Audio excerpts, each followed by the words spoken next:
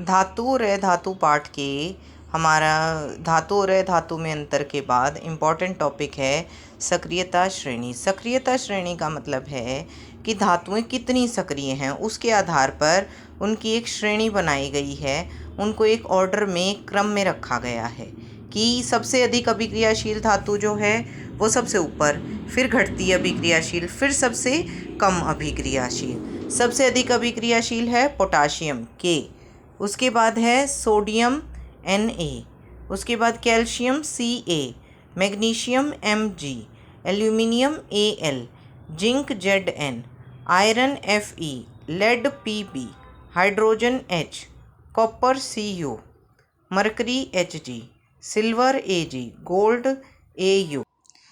ये धातुएं हमें शुद्ध रूप में नहीं मिलती हैं, इनके साथ बहुत सारी अशुद्धियाँ जुड़ी होती हैं। जब ये अशुद्धियों के साथ जुड़ी हुई हमें प्रकृति में मिलती हैं तब हम इन्हें कहते हैं अयस्क। अयस्क जो है, अयस्क को साफ़ किया जाता है।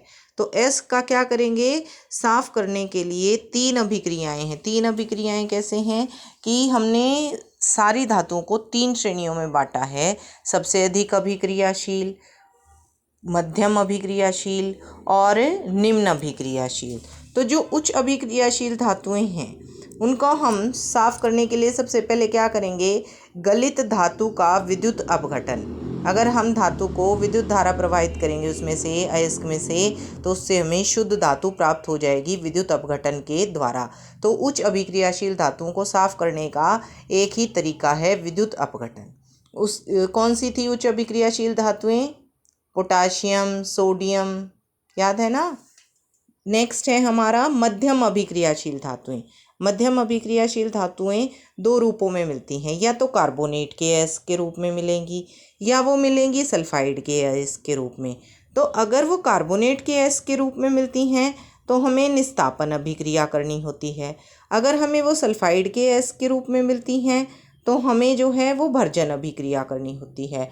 अब निस्तापन अभिक्रिया क्या होती है? निस्तापन अभिक्रिया का मतलब है कार्बोनेट अयस्क को सीमित वायु में अधिक ताप पर गर्म करने से ये ऑक्साइड में परिवर्तित हो जाता है। यानी कि जो कार्बोनेट अयस्क है, अगर उसको वायु की अनुपस्थिति या कम वायु में हम गर्म करेंगे बहुत ज़्यादा, तो उसका कार्बोनेट तत्व टूट जाएगा और सिर्फ ऑक्साइड तत्व रह जाएगा। तो उससे बनेगा धातु का ऑक्साइड। दूसरी है सल्फाइड अयस्क। सल्फाइड अयस्क को अगर हम वायु की उपस्थिति में गर्म करते हैं और उसका ऑक्साइड बनता है तो उस प्रक्रिया को हम कहते हैं भर्जन। आपका ये डिफरेंस भी आता है कि निस्तापन और भर्जन में अंतर बताओ। तो निस्तापन और भर्जन में क्या अंतर है? निस्तापन में सीमित वायु की उपस्थिति में कार्बोनेट अयस्क को गर्म किया जाता है और धातु का ऑक्साइड बनता है, और भर्जन प्रक्रिया में सल्फाइड अयस्क को वायु की उपस्थिति में, यानी कि ऑक्सीजन की उपस्थिति में गर्म किया जाता है, तब बनता है धातु का ऑक्साइड।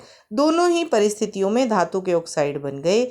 अब उसका क्या करेंगे? अपचयन। अपचयन का मतलब क्या होता है? ऑक्सीजन को हटाना। हमने फर्स्ट चैप्टर में किया था। अपचयन और उपचयन दोनों के मिलने से रेडॉक्स अभिक्रिया होती है। तो यहाँ पे धातु का ऑक्साइड बन गया। धातु के ऑक्साइड का क्या करेंगे? अपचयन। तो अपचयन से हम फिर क्या करेंगे? धातु का शोधन, धातु को शुद्ध कर लेंगे, साफ कर लेंगे।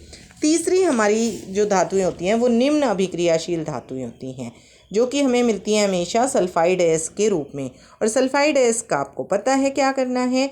भर्जन करना है। भर्जन करना है मतलब क्या करना है? सल्फाइड अयस्क को ऑक्सीजन की उपस्थिति में बहुत ज़्यादा जब हम गर्म करेंगे तो सल्फाइड हट जाएगा, ऑक्सीजन जुड़ जाएगा और उससे धातु का ऑक्साइड बन जाएगा। फिर धातु का परिष्करण कर लेंगे। परिष्करण करने का मतलब साफ करना। तो ये हमारे 3 तरीके हैं धातुओं को साफ करने के। इसके बाद बेटा आपका नेक्स्ट टॉपिक है, इसमें एक छोटा सा एक्वारिजिया। एक्वारिजिया होता है कि जब हम 3:1 के अनुपात में सांद्र हाइड्रोक्लोरिक अम्ल और सांद्र नाइट्रिक अम्ल का ताज़ा मिश्रण लेते हैं, यानी कि 3 हिस्से हाइड्रोक्लोरिक अम्ल और 1 हिस्सा नाइट्रिक अम्ल को अगर हम मिलाते हैं तो उससे बन जाता है एक्वा रीजिया।